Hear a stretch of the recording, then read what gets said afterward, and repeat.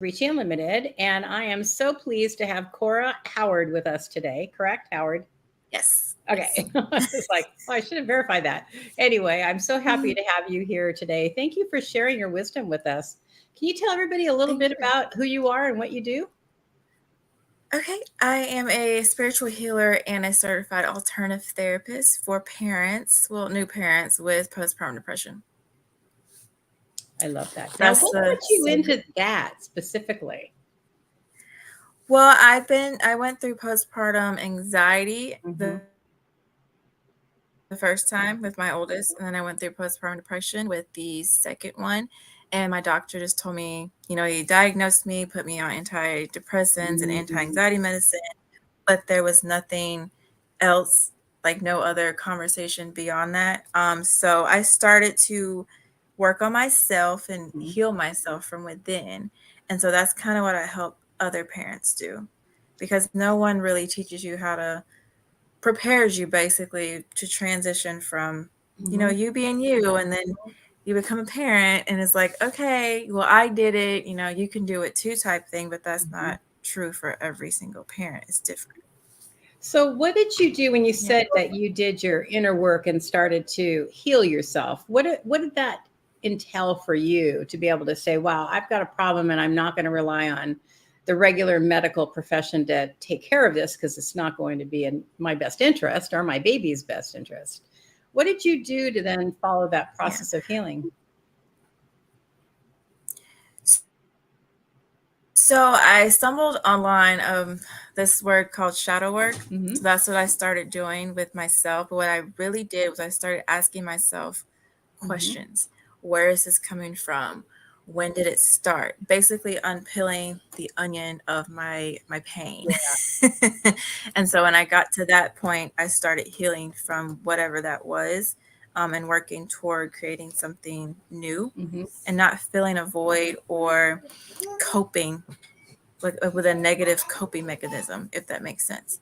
Well, that's what people usually do when we have problems, and we tend to want to go to the negative side because we want to avoid what it is that we don't want to face versus Right. actually facing it head on. And I know that, part of your journey is doing breath work. What led you into that? Um, the breath work, because I call my business breathe life therapy, Hmm. is more so breathing new life into your reality. So it's through, when we cry, we're releasing energy. Hmm. And when I started to cry a lot, when I would breathe in that very last breath, I noticed there was a change, there was a shift. So that's where I got the name from, because you're breathing in Ah. something new and you're creating something different, creating a new reality for yourself, a new happiness. That's why you're on the show, though, because that's my whole premise, right? It's about not staying in the same patterns that we live when we don't realize that we're doing that, and being able to see that we can come out of it by just shifting something within us. And I love that you took that premise because so many people that I work with, they like to stay in the murk and the mire. And I can do Hmm. that too. I'm really good at doing that in my own life as well. Versus finding the way to shift and change. Can you give people a little bit of tools or ideas of maybe ways to be able to do that, or what's worked for you in doing that? Guided meditation from someone who can actually go in and help you go back to that moment that's, is the cause of why you're in pain or depressed Mhm. or feeling guilty, and then helping you when you cry through it, either holding you or being able to soothe you through that process. So when you open your eyes again, it's kind of Mhm. like, okay, I know that I healed from that moment, so now it's time to rebuild from that point on. So like What if is you're feeling, oh, sorry. Go ahead. No, no, no. Go ahead. Go ahead. No, no, no. Go ahead. Okay.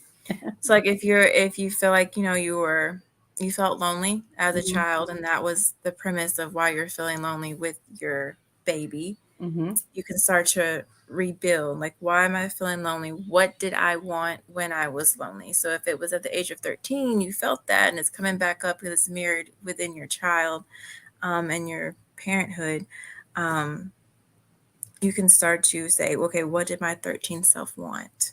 Mm-hmm. And start kind of holding your 13 self's hand and start building, okay, what's the opposite of loneliness? So it's like that law of duality comes into play. Yeah, well, duality is a big thing. I think our whole world is, we it is duality. We live it every day. We experience the duality every day. But sometimes it's really hard, especially I remember when I had my first baby. The second is always easier in some ways. Not always easier all the way, but it's always easier than the first one because you don't know what to expect. But I remember just the overwhelm and the doubt and the fear and I mean, you have this little life that you're taking care of.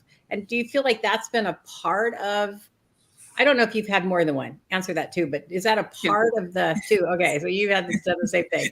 That part of that journey of understanding, wow, this is like a lot of responsibility.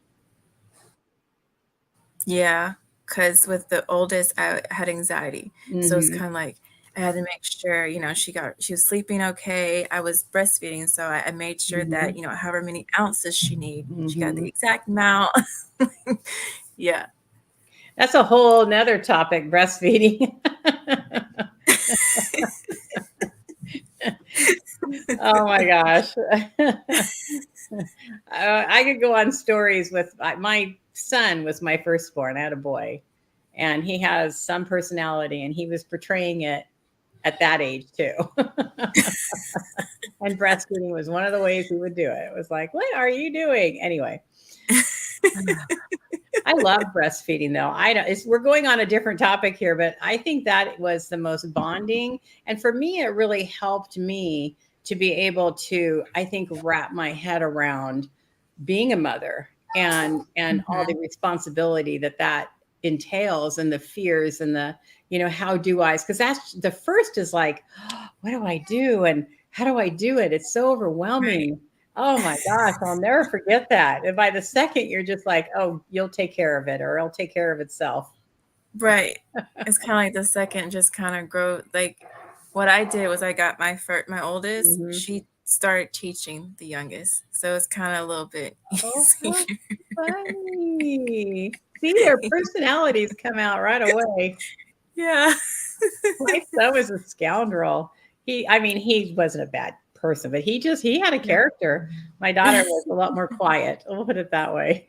Aw, They're all you're different. always opposites. They are. I always said they were like night and day, and they literally were born one at night and one in the day, and they really, literally are night and day. You wouldn't even Aw. know they're a part of the same family. That's how different they are. So back to you and your work. We go off on a tangent here. So, what are because I know postpartum is really a big thing, and it's something that a lot of women really deal with, and it's something that can be, as we've seen in the news and we've seen in people that we know, it's very traumatizing and very, really debilitating. I can't say it; it's not coming out. It's not debilitating to a person when you go through that postpartum depression. What kind of things do you do to help somebody besides coming back into the self examination? What kind of things do you help people with to be able to get through that? I help them with managing. So it's kind of Hmm. like when I call it what is it? It's a 5 transformational step process I go through. So I ask them, Hmm. what are you experiencing? When is it happening? How are you dealing with it when it comes up when you're triggered? Um, where in the body is it, like, do you feel anything when it's triggered?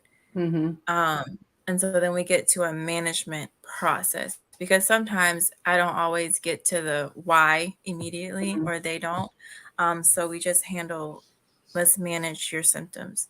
So if we need to set boundaries, let's set boundaries Hmm. with whoever is triggering you, because we don't know why yet, right? Mhm. And then if it's like coming up with like a physical regimen or different eating habit, things like that, or just talking more to manage the symptoms. So if you have to vent, let the person know you're venting and you don't need, what advice. Yes. Yeah.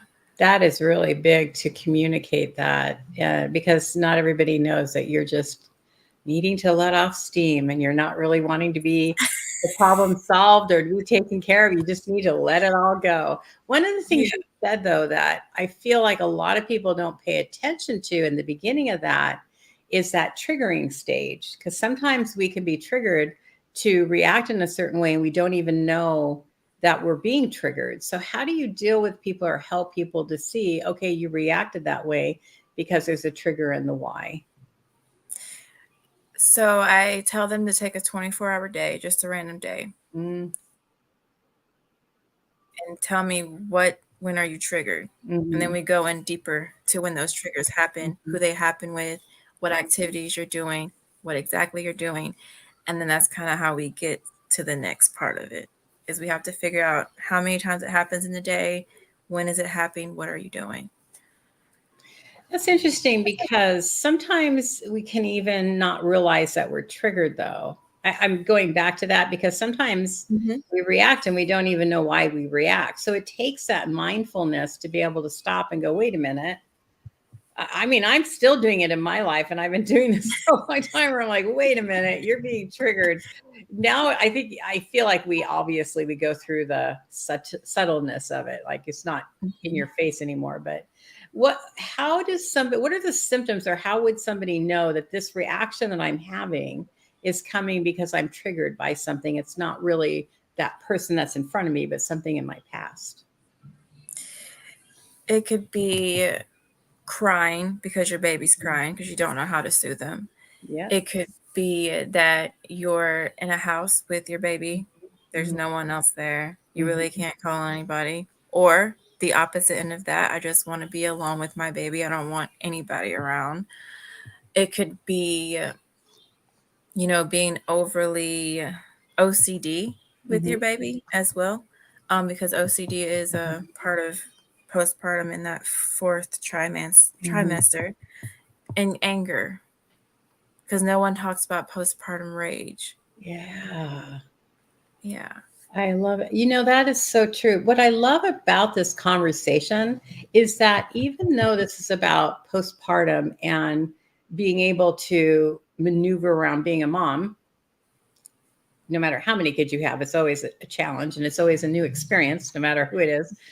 But it really does play into our everyday lives too, right? It plays into our experiences because we've all had our own experiences when we were kids or growing up that trigger us, right? That put us in that kind of position.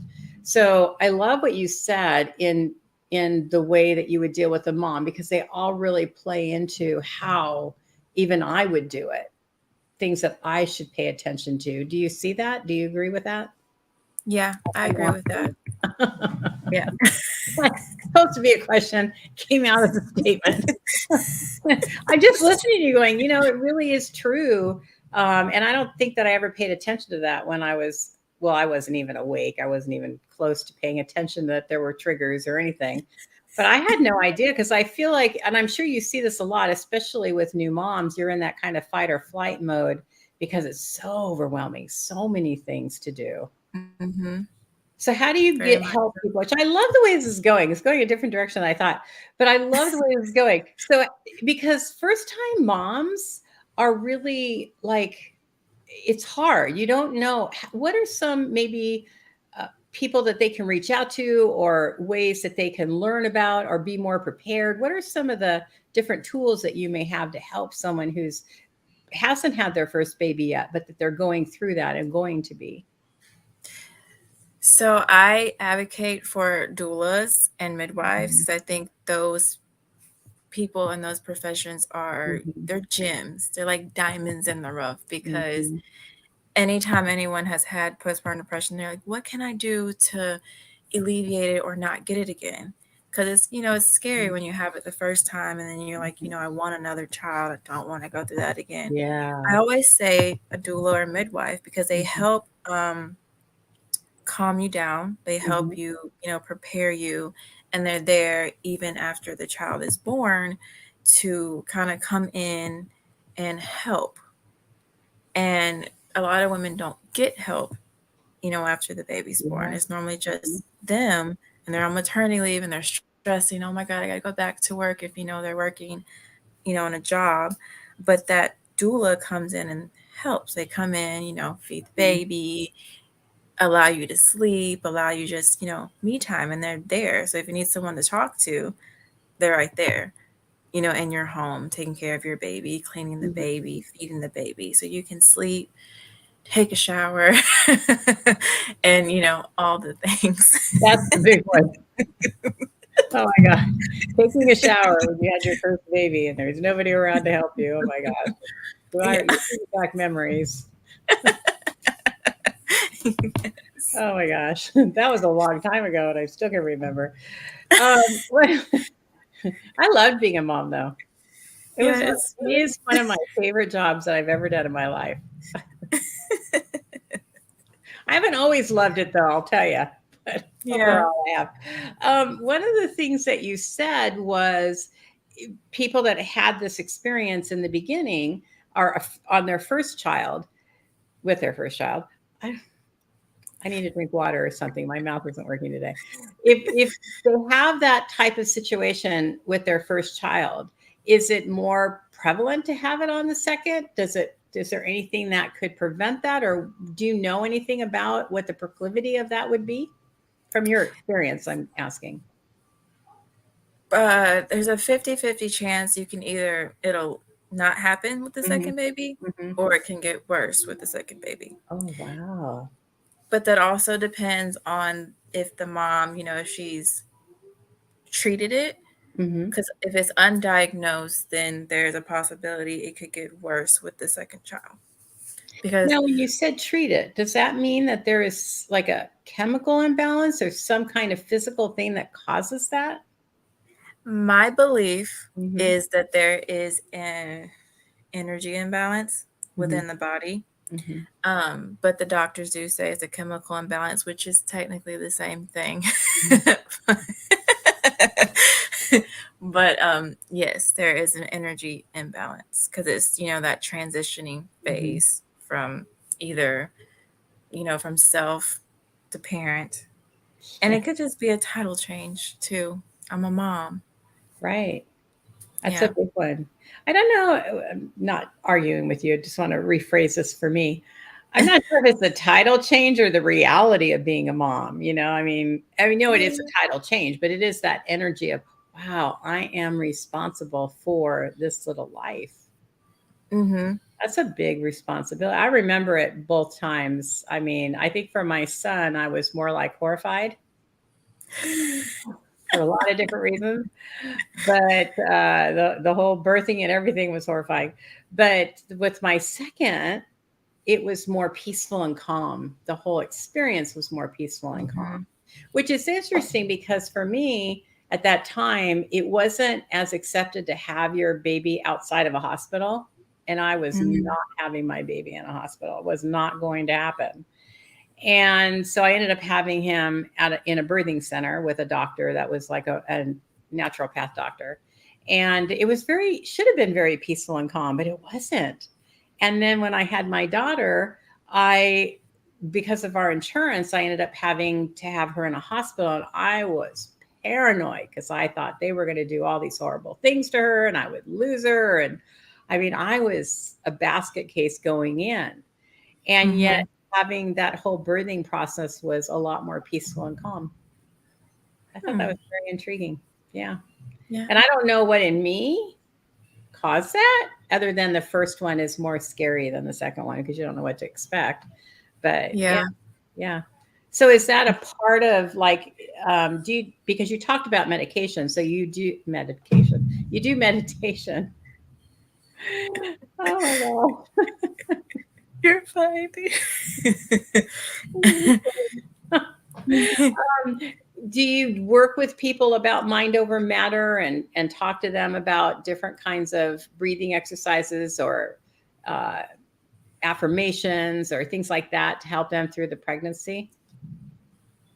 I don't really help anyone through the actual pregnancy because I'm more so Mm-hmm. postpartum depression, helping them to, After.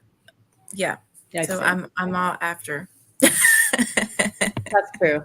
Okay. Yeah. Yeah.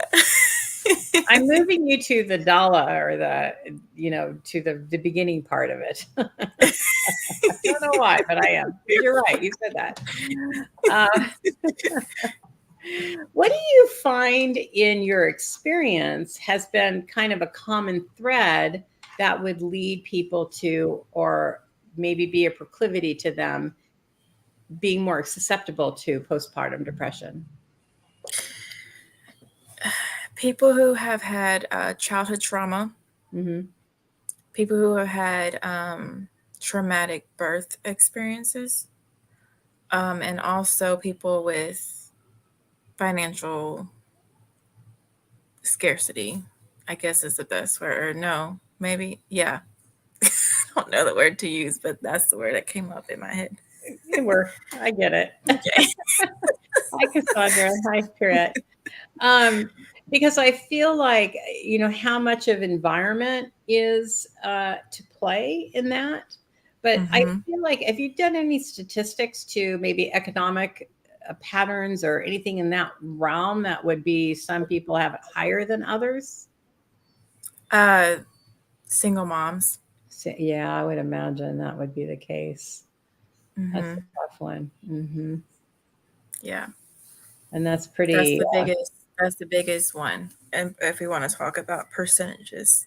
yeah, which would make sense because you have the whole weight of everything on your shoulder. Financial, emotional, Mm-hmm. physical. You don't have breaks and whatnot. What does somebody do in a situation like that to help with that?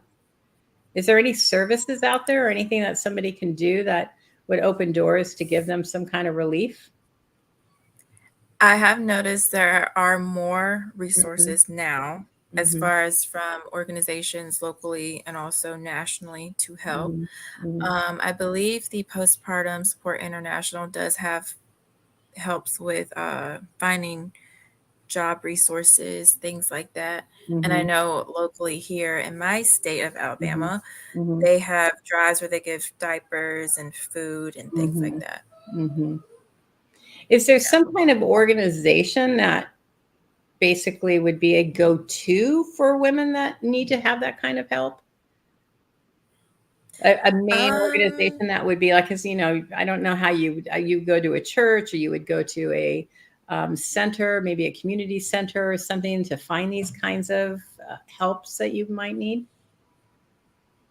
I know here we have a women's center, and I Mhm, believe there are different women's centers in different states. mhm. And then also local churches do have, support for single moms. Yeah, that's really Yeah. important as a support. And it's something that we don't do enough, I think, as a society, because Hmm. I go off on. I'm not going to go this direction, but I'm going to start just kind of touch on it. We as women carry the load, and the men don't, and that needs Hmm. to change. It's starting to change, but it needs to change more significantly. I don't know of any man. Have you ever had a man that's had postpartum depression? I They're know. actually starting to reach out to me, Are they? actually. Oh my Yes. gosh. Talk about that a little bit. At first, I had to make sure that it wasn't like, spam or anything, because you know how people Uh-huh. are on social media. Uh-huh. Um, but yeah, they were like, through your post, I think I'm experiencing these symptoms. They're starting to like engage and comment, but no one's had, sat with me on like a one-to-one or anything, but Mhm. they are starting to become aware that they might have this. So what are there different symptoms between a man and a woman from what you've experienced? It's more so of an irritability, Mm. and there's a different type of anger that comes from it because there's more, since it's not physical, is more so emotional and mental, but like on a higher wavelength, if that makes sense. Well, what would be a trigger for a man in overall, a general? What would be a general trigger for a man versus a woman that would cause postpartum depression? It would be rooted in if they had, it's a higher chance if they had it, a mental disorder prior to her being pregnant. That's one. Another is if she has postpartum depression and she goes and she doesn't get it treated, then Mhm. it can, I guess, in a way, he can get it. Like it's contagion at that point, and he gets the symptoms as well. Because there's a 50% chance, studies have shown that men can get postpartum depression because the woman has it. Do they have, I know we're all different, so we're all going to react differently, but do they portray similar or totally different symptoms to it? They'll start to mimic the same thing in a Mm, way. So that's if what I she was starts having. getting angry over Mhm. little things, he'll start to get angry over little things. They'll start fighting more, and the list goes on and on and on. And then that's when it affects the baby. So I'm going to come back to that because while I was listening to you, it's almost like there's empathy to it, like they're having empathy without knowing that they're portraying or acting out in the same way from their wife. But what I'm curious about is what kind of medications and how effective is the medication that a woman can have or take when they're experiencing severe postpartum depression? And how effective is that? So with those, I was on mine for 90 days. And Mhm, so if someone is on them, I never tell them to get off or that it's bad or mhm, anything. mhm, But I do help wean them off of it mhm. because I know with myself, it worked. It helped give me balance. But then I started to feel like a zombie and a Mhm, robot because I was like, mhm, I'm getting up, I'm taking this pill. I'm somewhat happy, but mhm. I still felt I wasn't still whole. I wasn't really, I was happy because I was taking something. I wasn't happy because I was just happy. And I didn't like that feeling. Like a Um, drugged or crutch kind of feeling? yeah. Mm, So when I took the last one, I told my doctor, I checked in with him every single week mhm. because he was worried about me and I was worried about myself. But I said, I don't want to be on this for the rest of my life. I think I don't want to do it. So I checked in weekly with my doctor. And then once, he was like, I was like, yes. But um, there are different drugs that women can take. And a lot of women Mhm, that I have spoken to said that they felt different, just how I explained to mhm, you. And I always tell them creativity mm, because I believe that this side of the brain, the lights are off when we mhm, have postpartum depression. And then when we start to do creative things like music, painting, mm, decorating, whatever hobbies we have, the lights start to turn on over here. mhm. And then we start to, you know, balance out and start to feel whole. And then we work on everything else. Again, it goes back to life, right? If we're not balanced in our life, then we don't feel whole. And so there's something missing and we're out of kilter, which is Mhm. interesting because is the type of medication that they give an antidepressant like you would do when you're going through the menopause stage when all the doctors are like, here, you need this antidepressant to be able to keep you balanced. Yes, Yeah. I had that experience too. And I was like, hell no. Anyway, it's the same because it can be addictive to do that, but and it's not. And this is not saying that people shouldn't do it because Mhm. medication helps. And I tried it because I was going through a really hard time and my menopause was really bad. But like you, I had the same kind of symptoms where I didn't feel like I was in control of my life, or I didn't feel like I was there. It was like a part of you was missing, and I Mhm. couldn't function. It was like I didn't want to get addicted to it. I wasn't living my life, And I knew intuitively it wasn't solving the problem. It was just Right. putting a bandage over whatever was going on. Menopause is real. So anything that helps us to go through menopause is helpful. But for me personally, I didn't like the way I felt. So I didn't continue with that, which my doctor, OBGYN at that time, didn't really like that I did. Was not happy with me about that. But when you're going through this postpartum depression, because there's a lot of documentation, there's a lot of cases, there's a lot around the seriousness of postpartum depression. Is it addictive, or what is your experience from that realm?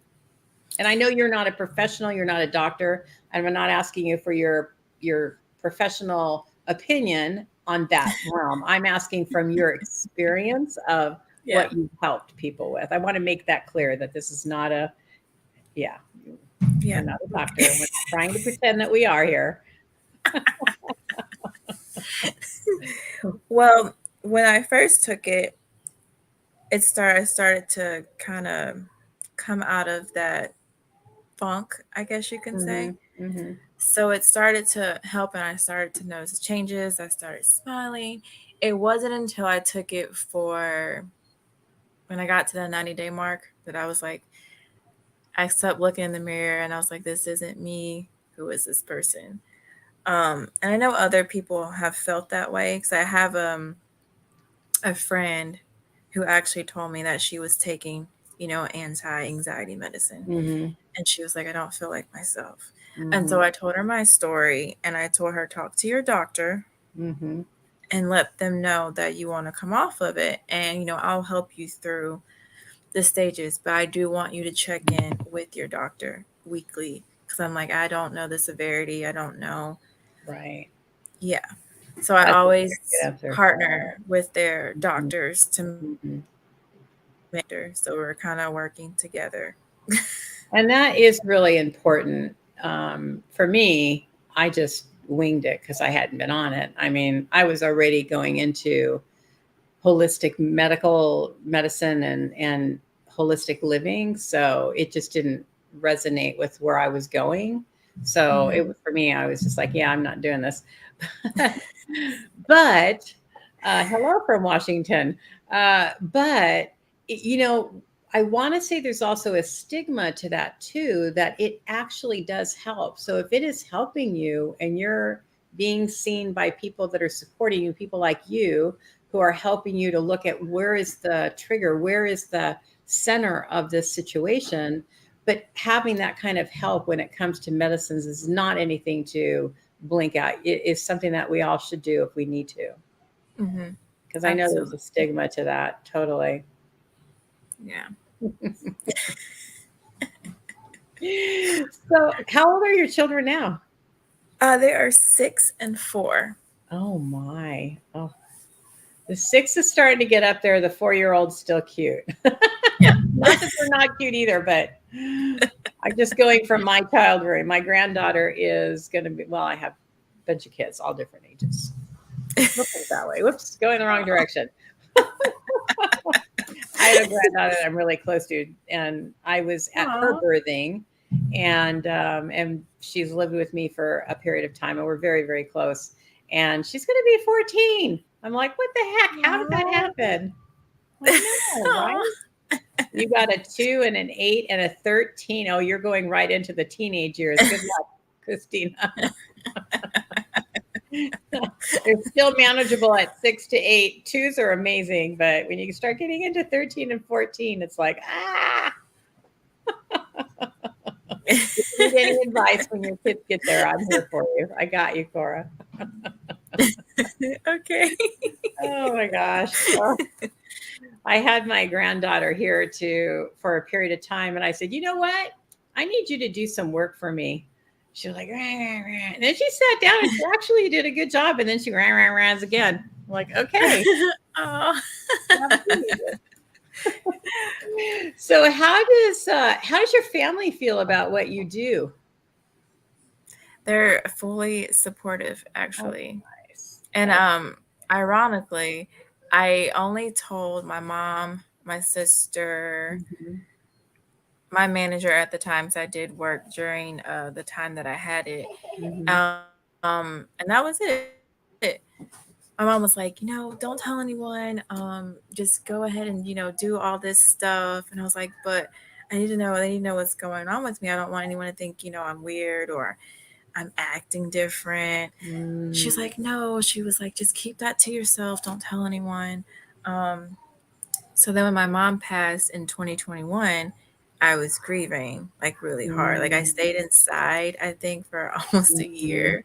mhm, And I kept asking myself, I kept meditating on it, I kept writing, journaling, and everything. And I'm like, do I need to just speak my truth? And then the more I speak my truth now, it's like all these different blessings, and other women are like, you inspire me. And it makes me emotional because, like, I'm like, my mom told me not to talk about it, but I'm talking about it.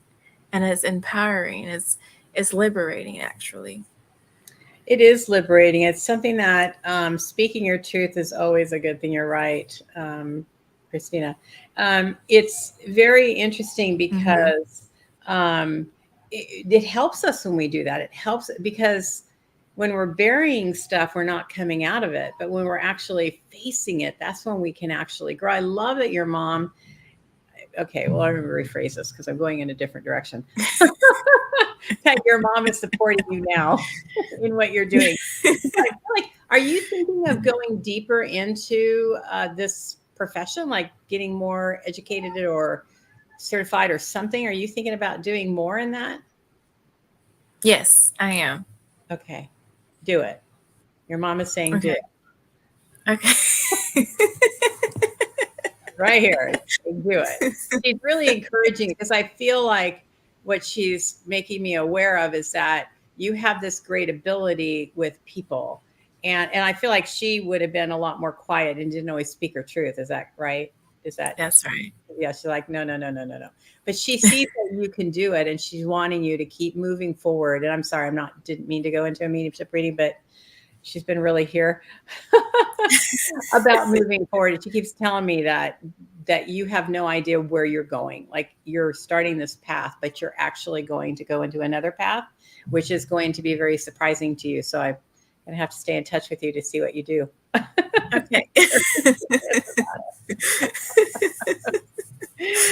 Oh my gosh. It feels really like it's a like you're only at the beginning of your journey. And what are you thinking about doing next? What are your next steps? Well, I want to get certified in was it integrative Medicine? therapy? I think that's what it's called. And then I want to set up something locally, and Mm-hmm. then maybe do it nationally, Mm-hmm. where I hire an actual doula Mm-hmm. to travel and go in with me into the house, where I help the mother Mm-hmm. mentally, spiritually, emotionally. Mm-hmm. And while I do that with the mom and or dad, Mm-hmm. she takes care of the baby. Oh, That way that's I'm helping mom really get good. into this transitional flow with Mm-hmm. baby, being Mm-hmm. mom, parenthood, and Mm-hmm. then the baby's being taken care of. So that's something that I've been kind of thinking about for the past couple weeks, maybe months. So why are you just thinking about it? Because you're talking about it like you already know you're going to do it, but you're thinking about it like you're like, well, I don't know. Maybe there's a open door that I don't, or closed door that I don't. um, I'm writing it down Hmm. because I'm one of those people that writes and then I Hmm. reflect on it. I think about it. So it's still in a thinking A stage right development. now. Yeah, Hmm. development stage. It's I've known a few people that are doulas, and what a beautiful job that work that is to help people through that natural process of birthing. Hmm. And the combinations seem like they would be really, like they just go hand in hand because there's so much emotional. And I don't know that I know for me, but of course I had my kids 100 years ago, feels like anyway. Uh, they didn't have all these things when I was going through that rank. I mean, when I had my son and having it in the birth center, like I said, it was like that wasn't something that was normal. That wasn't accepted. And it wasn't like it was backdoor, but it was not heard of, and insurance companies wouldn't cover it, and all of that other stuff. But it's now becoming more acceptable to be able. Well, it's beyond more acceptable now to do that. But it really does work together very beautifully. I think that would be a really beautiful direction for you, Thank you. and having that power and that strength to do that. What are so we're on this thing with being moms now. What are some of the challenges that you've had at being a mom? What are the Letting aha go. moments or the like I'm surprised things that you didn't expect? Well, with my oldest, she was pretty much herself. When I say Mhm, that, she wasn't like me, she's more like her dad. mhm, But my youngest is more like me. So mhm. that's a little challenging just because when I talk to her and she talks back, it's Ah, like I'm talking to myself. oh my gosh. So yeah. So the oldest was a breeze. The second one was like, I'm talking to myself. I had two children, and they both are like me in different ways. Which is probably not a good thing, but they both are like me in different ways. I don't even know how they take after their biological father, but they sure do take after me. Aw. Which is a whole other story of child rearing for sure. So, back to the subject at hand with postpartum. Um, how do you work with nutrition? Because I'm really big into nutrition is also a very big part of it. What we feed our body is also very important to the healing. How do you work with the nutrition, and because mental is important, but physical is too? hmm So I different fruits because my sister actually Mm-hmm, is in school and she does all that holistic stuff. So I always like mm-hmm, ask her. So whatever they need as far as like herbal or mm-hmm, fruits and maybe even veggies, we kind of start incorporating that little by little mm-hmm, because I don't want to do too much to shock the body. mm-hmm, So little by little, change the diet, and then that'll help with different various things like if it's sleep deprivation or you know feeling tired, and the list goes on. Because I fast, and I always tell them I fast, but I don't want you to fast right now, don't do mm-hmm, that. But it does help. And then drinking water, mm-hmm. drinking water. Yeah, water is big. Most hmm people are dehydrated and they don't even know it. right. Yeah. And food is so important. Food is very healing to the body and to the hmm mind. And when we're just, because a lot of times we're doing destructive things, right? We're doing the destructive eating, we're doing the destructive drinking, we're doing the destructive thinking. It's like it incorporates every part of our body, every part of our being, and every part of our mind. So it's so important to do the nutritional part of it. yeah. Yeah. So, from your experience, what should somebody look for if they have someone in their family that's having postpartum depression and they're not really maybe seeing it or acknowledging it? I always say take their hand Hmm. and kind of walk them through what they possibly might have. So it's not saying, hey, I think you got postpartum depression. It's kind of helping them see and understand that they have it. And then if they need to go to the doctor, I Hmm. always say go with them because that's a support person, and it's free to go with someone to the doctor. So it's not like it's going to cost you anything but time. Hmm. And then also, what I tell clients that are nervous to even say anything, I say write a letter, and at your appointment, give it to the doctor. Let him read Mm. it or let her read it. That way, you don't have to choke up, you don't have to forget anything. It's all Wow. right there in the letter. That is such a good tip. That really is, because a lot of times you can't speak your voice. You can't really get it out. That is really Mhm. important.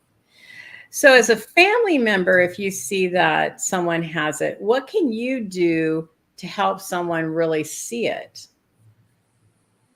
Sometimes, You your can family member either may not want to speak it or not want to rock the boat.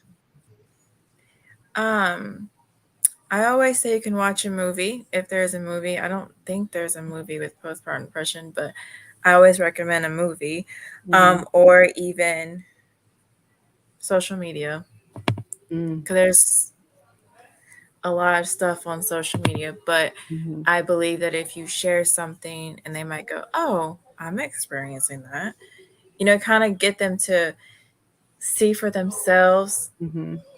and make them become aware. Yeah, that's really important. Yeah. So a lot of times we don't know we're in the hole we're in. We need somebody to tap us Mhm. on the shoulder and say, "Listen, you can get out of here. You can, you could change your life. You could do something different." Because we don't realize where we're at. Yeah, that's Yeah, really big. exactly. So, what kind of golden nugget would you like to leave someone to be aware of when it comes to this subject? That the postpartum depression is treatable, Mhm. and that there is hope because I overcame it twice. And I'm Mhm. not saying that, to pat myself on the back. I'm just Mhm. saying that it took growth, it took Mhm. transformation, and it took resilience to even get out of that dark place. Mhm. And only someone who's been in that dark place knows how dark that place actually is, and that it's okay to take antidepressants and then Mhm. also do something else, because there's no one size fits all treatment for anything. You Right. might need 2 doses of something different, you might need 3, but whatever works for you, give it time, be consistent so you can overcome and enjoy the fruits of parenthood with Yeah. all of its goodness. I love that. Enjoy the free. It is one of the most rewarding and enjoyable jobs, really. It really is. Yeah, it is. I mean, my kids are well into their adult years, and sometimes I still want to smack them. Who do you think you are? But it's just such a pleasure to watch generation after generation after generation. I'm seeing now my second generation coming up, and it's so fun. Being a grandma is way better than being a mom. I don't have to wear that responsibility pack on my back. I get to just go, Yeah. hey, I'm grandma now. I can do whatever I want to do within reason. I'm not bad, but yeah, you can do Yeah. whatever you want to do as grandma. Well, thank you so much for sharing your wisdom with us. I really appreciate you being here. And Thank thank you you. also for shuffling a day or week because we were supposed to talk next week and I had you on the calendar for some reason this week. So I'm sorry I did that to you. No, you're fine. And you were very gracious about it. Thank you very much. You're welcome. Once I realized, I'm like, what did I just do? Anyway, it worked. Thank you. I appreciate it. You're welcome. All right, everybody, take care. If you have any questions, how do people find you, Cora? I am on Instagram under at I am Master Teacher. And then from Instagram, you connect with me anywhere else on the social universe. Okay, and her last name is Cora Howard, and your Yes, your correct. company is called Breathe Life Therapy. Breathe Life Therapy. So you all know how to get a hold of her. All right, everybody. Thank you very much for being here again. If you have any questions or comments, please leave it into the chat, and I will try to get back to you, or I will send that, or Cora will get back to you. And so, everybody, have a good night. Bye. Bye.